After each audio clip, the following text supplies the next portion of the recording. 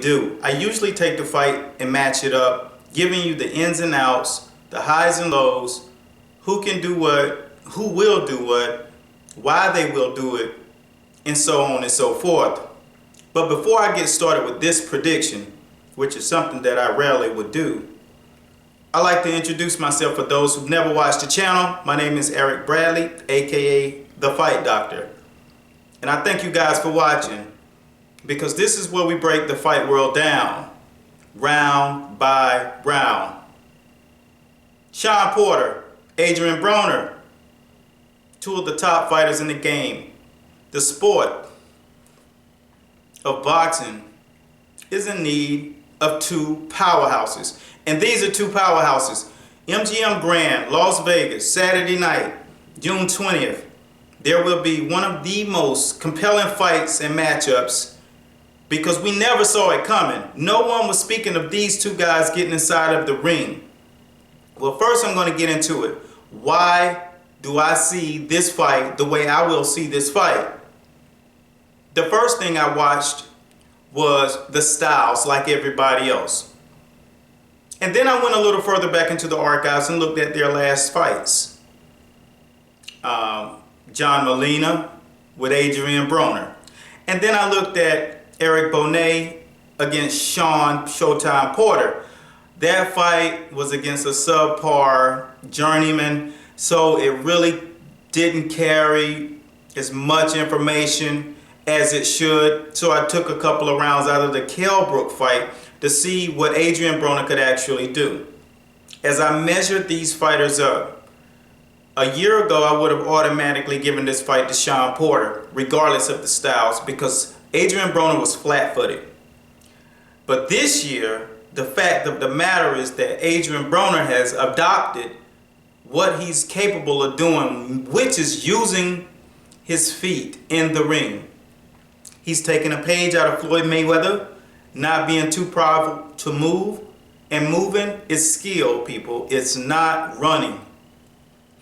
A lot of guys would try to do this and not be successful. It's just like a lot of guys try to counterpunch, they're not successful.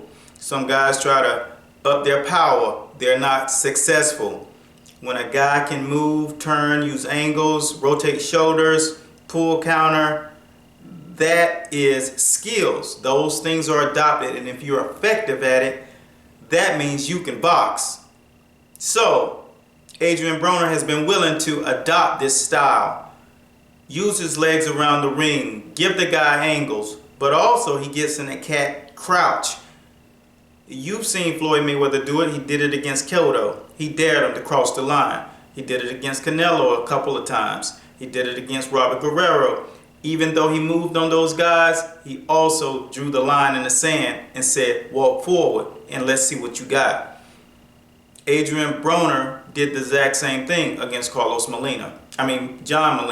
And I watched that fight. I didn't remember that part because I was so in awe that he was able to use the ring and move. Shawn Porter's a strong kid. Shawn Porter is a very strong kid. I saw the facts. Whenever he got onto that track, whenever he trained inside of the ring, the mannerisms that Kenny Porter focuses on training his son, the fact is he knows about sports science. Sports science is important whenever you're training an athlete. You can overtrain an athlete trying to keep him underweight. So these are the variables in this fight. I will not continue to go on. I want this video at the 5-minute mark. The variables in this fight. Training camp. Shawn Porter was working extremely hard. Broner leaked very little information. You didn't really get a grasp on what he did in camp, but you do know that Floyd Mayweather was there, so he did get some tidbits of solid information, and he had some solid sparring. So I'm going to give the nod in the training camp to Shawn Porter. The only reason I'm going to give him the nod is the conditioning factor, but I'm going to also subtract that because I feel like they leaked something that they should not have leaked, that they've been on fight weight since prior to May 2nd because they thought that they were going to actually be fighting on that card. To drag a guy who walks around over 165 down to 147, under 144, is tapping into the electrolytes. So the fact is, he's been working hard at a CrossFit high intensity level for over 2.5 months, 3 months maybe. That's the majority of this year. That cannot always work for you. Now, when you're young, you can manage these things. That can work against you. Adrian Broner went into the camp fresh. Came out, he's prone, he's sharp, he looks physically strong too. Sean Porter looks strong, but he's naturally muscled. Thick bone, football player looking, physical conditioning. So, the nod in camp goes to Sean Porter when it comes to the physical conditioning, but he loses points because it's the duration that he's been banging on his body, and it can very well show up in this fight. Adrian Broner has been on the record popping bottles during camp. All these little things matter whenever you're at this level, people, and this is what I want you to understand. You can't continue to get away with that. The fact that these guys are young plays in their corner for this fight. So speed, it really will matter, because as I looked at Adrian Broner against John Molina, the hook, the jab, it was lightning quick. I can't believe I didn't remember how quick he used those punches, but he was definitely on point, on spot. I'm not going to hold you up anymore. These things are just the facts. What's going to happen in that ring? I was worried yesterday at the weigh-in when Adrian Broner tried some tactics, trying to get in Sean Porter's head. But as a fighter, that's something he should do. But somewhere in his head, I feel like he has some doubts. So I am fully going to roll and put the Fight Doctor's prediction out there in the corner of Sean Porter. And due to the fact and all the key elements of this fight, he can continuously bring power, punches, volumes, even outside and countering the jab. He's working on a lot of different things. I just think he's going to give Adrian Broner so many different looks. Adrian Broner has more options as of prior to this fight. But the loss to Kell Brook made Kenny Porter and Sean Porter go back to the drawing board. All the way up until this point, I would have given this fight to Adrian Broner because I felt like he can keep him on the outside. But the fact of the matter is, you got to throw more than a jab in the right hand. This is not Molina. This is Sean Porter.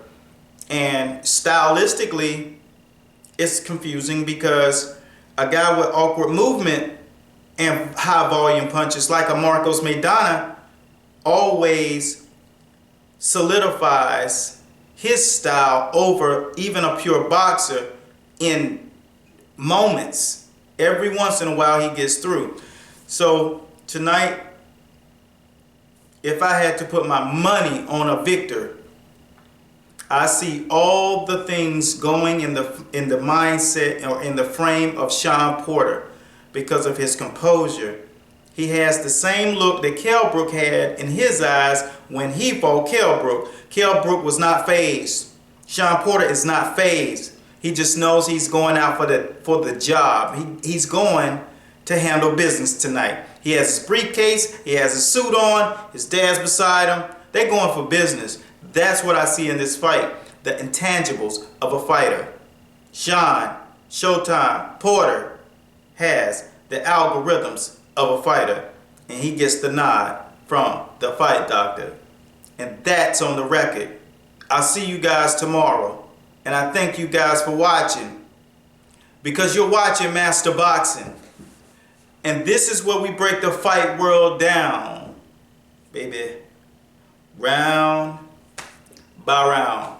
Go and check us out on the site, masterboxingllc.com. That's where we get it popping. And we don't just watch boxing. We want you to be boxing. Join our camp. Peace.